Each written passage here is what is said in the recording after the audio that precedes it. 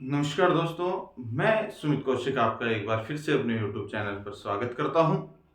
कल की कड़ी में हमने देखा था कि प्रतिबिंब का निर्माण हमने कैसे करते हैं। गोलीय दर्पणों के द्वारा हमने प्रतिबिंब का निर्माण किया था। अब आज के बारे में हम कुछ बातें करेंगे।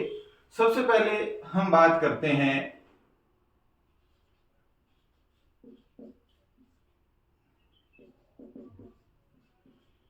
दर्पण सूत्र की। दर्पण सूत्र क्या होता है?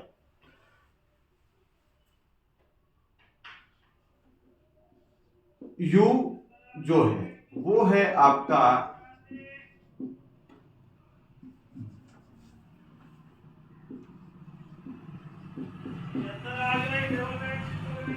बिंब की दूरी।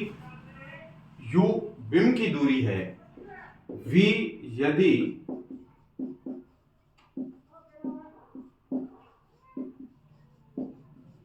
प्रतिबिंब की दूरी तथा F यदि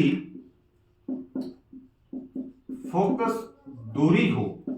यदि U बिंब दूरी, V प्रतिबिंब की दूरी और F यदि फोकस दूरी है तो दर्पण सूत्र क्या होता है। हमें इन तीनों के बीच में यदि संबंध पूछ लिया जाए कि U, V और F बिंब की दूरी, प्रतिबिंब की दूरी और फोकस दूरी के मध्य संबंध स्थापित करने वाले सूत्र को लिखिए, या इसी को ही हम क्या कहते हैं, दर्पण सूत्र कहते हैं, उसके बारे में बताना हो तो दर्पण सूत्र होता है 1/F बराबर 1/V प्लस 1/U।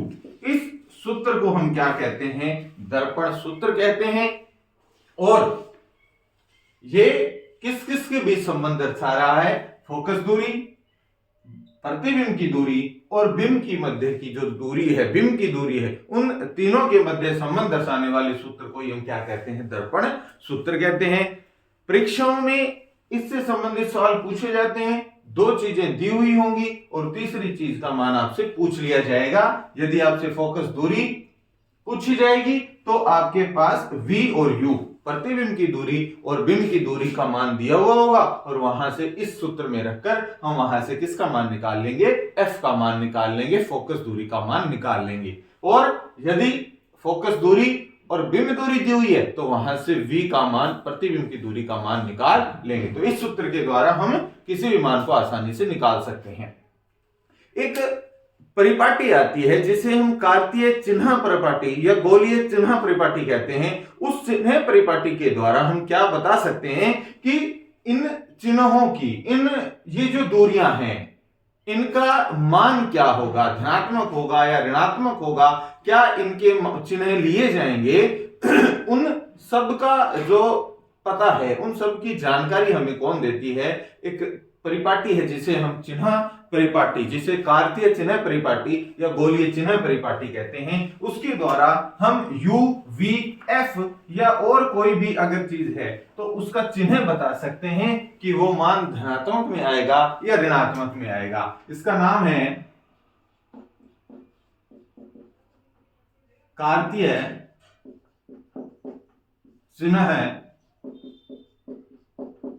परिपाटी। कार्तीय चिन्ह परिपाटी या गोलीय चिन्ह परिपाटी के नाम से इसको जाना जाता है। इस परिपाटी में क्या होगा?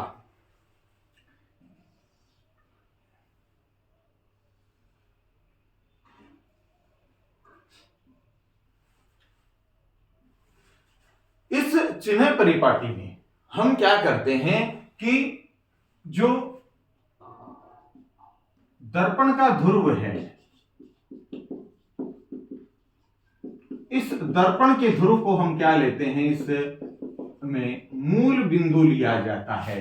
दर्पण के ध्रुव P को हम क्या लेते हैं, इस चिन्ह परिपाटी में उसका मूल बिंदु लिया जाता है। और ये हमारी क्या है, ये हमारी मुख्य अक्ष है। तो इस मुख्य अक्ष को हम क्या मानते हैं, इस मुख्य अक्ष को हम लेते हैं एक्स एक्सिस। तो ये जो मुख्य अक्ष होगा, इस मुख्य अक्ष को क्या लिया जाएगा, एक्स अक्ष लिया जाएगा। इसको क्या लिया जाएगा, एक्स अक्ष लिया जाएगा। इस मुख्य अक्ष के समांतर जितनी भी दूरियां हैं, उन सभी दूरियों का जो मापन किया जाएगा वो इस मूल बिंदु किसके द्वारा, मूल बिंदु या जो ध्रुव है उसके द्वारा किया जाएगा, या हम कह सकते हैं कि जितनी भी दूरियां हैं उन सभी दूरियों का जो मापन किया जाएगा वो किसके द्वारा किया जाएगा, कहां से किया जाएगा, वो दर्पण के ध्रुव से किया जाएगा। इस तरफ वाले मान, इसका मतलब बाईं तरफ वाले जो मान होंगे, बाईं तरफ वाले मान माइनस के लिए जाएंगे, तथा इस ध्रुव के दाईं तरफ वाले मान जो होंगे, दाईं तरफ वाले मान वो किस में लिए जाएंगे, प्लस में लिए जाते हैं। इसके अलावा इस मुख्य एक्स के लंबवत ऊपर वाले मान, लंबवत ऊपर वाले जो मान हैं वो धनात्मक में लिए जाएंगे, जबकि नीचे वाले मान किस में लिए जाएंगे, ऋणात्मक में लिए जाएंगे। ध्यान से सुनना, सभी दूरियों का मापन हमने मूल बिंदु क्या माना है, मूल बिंदु दर्पण के ध्रुव को माना है, मुख्य एक्स इसकी क्या होगी, एक्स एक्सिस हो गई।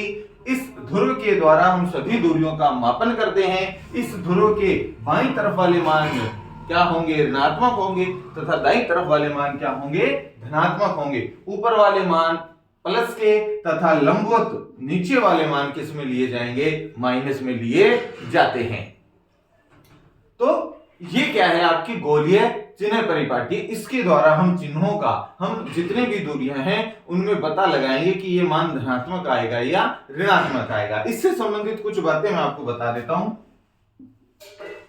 कि हमेशा, या हम कहें कि बिंब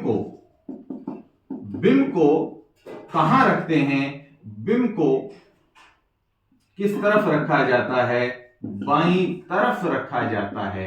तो बिंब की दूरी जो होगी वो किस में आएगी, बाईं तरफ है, तो इस चिन्ह परिपाटी के अनुसार वो किस में आएगा, माइनस में आएगा। उसके अलावा किस तरफ प्रतिबिंब बना है और किस तरफ फोकस दूरी होगी उसकी भी चर्चा हम करते हैं। हमारे पास दो दर्पण हैं, एक उत्तल और एक अवतल। उसके लिए मैं आपका एक सारणी सी बना देता हूं।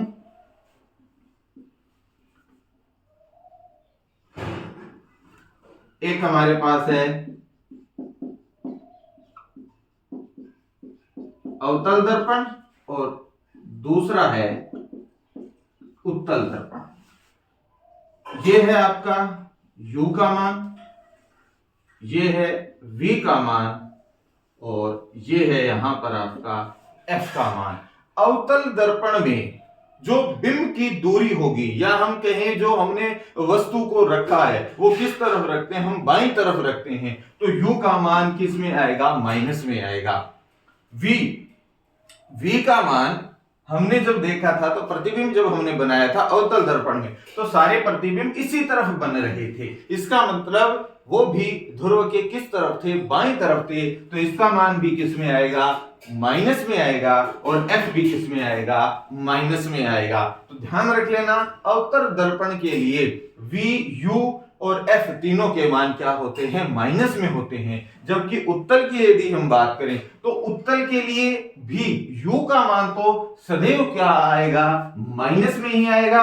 उसके बाद हमने जब प्रतिबिंब का निर्माण किया था तो प्रतिबिंब किस तरफ बन रहा था, दर्पण के पीछे बन रहा था, इस तरफ बन रहा था। इसका मतलब ध्रुव के दाईं तरफ बन रहा था, और दाईं तरफ वाले मान किस में लेते हैं, हम प्लस में लेते हैं। तो V का मान भी प्लस में और इसका मान भी प्लस में। तो इस चिन्ह परिपाटी के द्वारा जब हम अंकित प्रश्नों को हल करेंगे, न्यूमेरिकल को करेंगे सोल्व, तो उस दौरान इन U, V और F के चिन्हों का यदि हमें पता है तो हम आसानी से उसमें रखकर हम उस प्रश्न को क्या कर सकते हैं, उस क्वेश्चन को क्या किया जा सकता है, उसको सोल्व किया जा सकता है। तो ये चीजें आपकी ध्यान है, और ये हमें किसके द्वारा पता चलेंगी, ये हम गोलीय चिन्ह परिपाटी या कार्कीय चिन्ह परिपाटी के द्वारा हम इसका क्या लगा सकते हैं, पता लगा सकते हैं। तो ये सारी बातें थी। अब एक और चीज आती है आवर्धनता।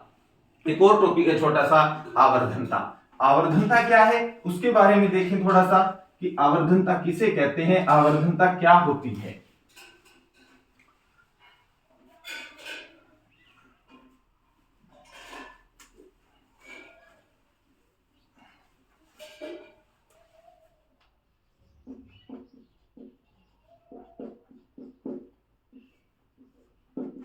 आवर्धनता किसे कहते हैं, आवर्धनता होता है कि हम चूंकि दर्पण की आवर्धनता पढ़ रहे हैं। तो दर्पण के द्वारा किसी बिंब को आवर्धित करने की क्षमता उसकी क्या कहलाती है? आवर्धनता कहलाती है। कि भी वो दर्पण किसी भी बिंब को कितना आवर्धित करता है, उसकी इस क्षमता को हम क्या कहते हैं? आवर्धनता कहते हैं। एक टर्म और आती है आपकी आवर्धन,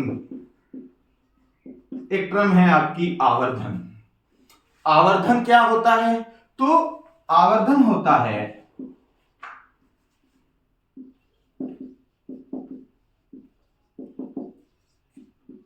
प्रतिबिंब की ऊंचाई और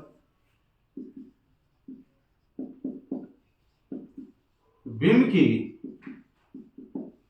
ऊंचाई, प्रतिबिंब की ऊंचाई और बिंब की ऊंचाई का जो अनुपात होगा वो क्या कहलाता है? आवर्धन कहलाता है। इसे m के द्वारा प्रदर्शित करते हैं। m बराबर होता है प्रतिबिंब की ऊंचाई h डैश और बिंब की ऊंचाई h। तो h डैश बटे h प्रतिबिंब की ऊंचाई और बिंब की ऊंचाई का अनुपात क्या कहलाएगा? आवर्धन कहलाएगा। यदि इसकी मात्रक की यदि हम बात करें, क्योंकि ऊंचाई का मात्रक भी मीटर होता है और इसका मात्रक भी क्या होता है? मीटर होता है। तो इसका मतलब ये हो गया कि मीटर बटे मीटर, मीटर से मीटर कैंसिल हो गया। इसका मतलब ये हो गया कि आवर्धन का कोई मात्रक नहीं होता है। बहुत बार ये पेपर में प्रश्न पूछा गया है कि आवर्धन का मात्रक क्या होता है? तो आवर्धन का मात्रक होता है मात्रकहीन, या हम कहें कि ये एक मात्रकहीन क्या है? राशि है। तो आवर्धन का मात्रक कुछ भी नहीं होता, ये एक मात्रकहीन क्या होती है? राशि होती है। ये भी ध्यान रखने योग्य बात है। अब यदि हम इसको एक दूसरे टर्म में इसको परिवर्तित करना चाहें तो हम इसको इस प्रकार भी लिख सकते हैं कि m बराबर h डैश बटे h बराबर v बटे u, और वो भी किसका? माइनस का। तो माइनस v बटे u।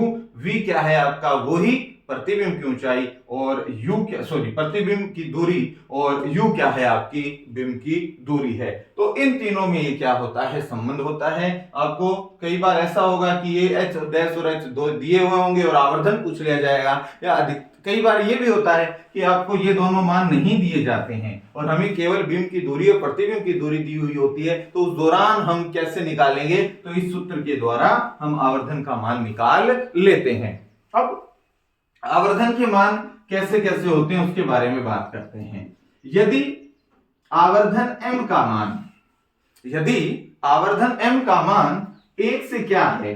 1 से यदि बड़ा है तो प्रतिबिंब सदैव वस्तु से क्या बनेगा? बड़ा बनेगा। तो यहां लिख लेते हैं कि प्रतिबिंब वस्तु से कैसा बनेगा?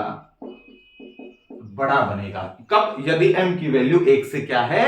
बड़ी है। यदि m का मान 1 के बराबर है तो प्रतिबिंब वस्तु के आकार का बनेगा, और यदि m का मान 1 से छोटा है तो प्रतिबिंब कैसा बनेगा? वस्तु से छोटा बनेगा। तो प्रतिबिंब वस्तु से क्या बनेगा? छोटा बनेगा। अब एक दो बात और, यदि m का मान माइनस में है, ऋणात्मक है, तो प्रतिबिंब बनता है वास्तविक, और वास्तविक है तो कैसा बनेगा? उल्टा बनेगा। और यदि m का मान प्लस में है, धनात्मक है, तो ये कैसा बनेगा? आभासी बनेगा, और आभासी के साथ कैसा बनेगा? सीधा बनेगा। तो आभासी के साथ कैसा बनेगा? सीधा बनेगा। तो ये था आपका क्या? आवर्धन। प्रतिबिंब की ऊंचाई और बिंब की ऊंचाई का अनुपात क्या कहलाता है? आवर्धन कहलाता है। और इसको हम इसके द्वारा लिखते हैं। इसका मात्रक क्या होता है? कुछ भी नहीं होता। इसका मतलब ये मात्रकीन क्या होती है? राशि होती है। m बराबर h डैश बटे h, और अगर इसको प्रतिबिंब और बिंब की दूरी के अनुपात में पूछें तो माइनस v बटे क्या हो जाएगा? u हो जाएगा। कैसे कैसे बनेंगे? 1 से बड़ा है तो वस्तु से बड़ा बन जाएगा, 1 के बराबर है तो वस्तु के जितना प्रतिबिंब बनेगा, और यदि इसका मान 1 से छोटा है तो प्रतिबिंब वस्तु से क्या बनेगा? छोटा बनेगा। माइनस वैल्यू है यदि m की तो वास्तविक और उल्टा बनेगा, जबकि यदि प्लस में है तो इसका मान क्या होगा, आभासी और सीधा होगा। आज हमने 3 चीजें इसमें की, एक हमने दर्पण सूत्र देखा, एक हमने गोलीय चिन्ह परिपाटी या कार्तीय चिन्ह परिपाटी देखी, और हमने बात किसकी की, आवर्धनता और आवर्धन के बारे में बात की। कल हम गोलीय दर्पणों के उपयोग अर्थात उत्तल और अवतल दर्पणों के उपयोग देख लेंगे, और उसके बाद में हमारा जो प्रकाश से संबंधित जो बातें हैं वो सारी की सारी बातें क्या हो जाएंगी, समाप्त हो जाएंगी। उसके बाद में नया जो इसी का ही टॉपिक है, प्रकाश का अपवर्तन वाली जो घटना है, उस घटना को लेकर हम चलेंगे। तो इस वीडियो को ज्यादा से ज्यादा लाइक कीजिएगा, शेयर कीजिएगा और कमेंट भी कीजिएगा, और कमेंट लगातार देते रहिएगा कि ताकि हमें पता लग जाए कि आपकी समस्याएं कहाँ आ रही हैं। किसी टॉपिक में समस्या है तो उसका निवारण हम किया जा सके। बहुत बहुत धन्यवाद।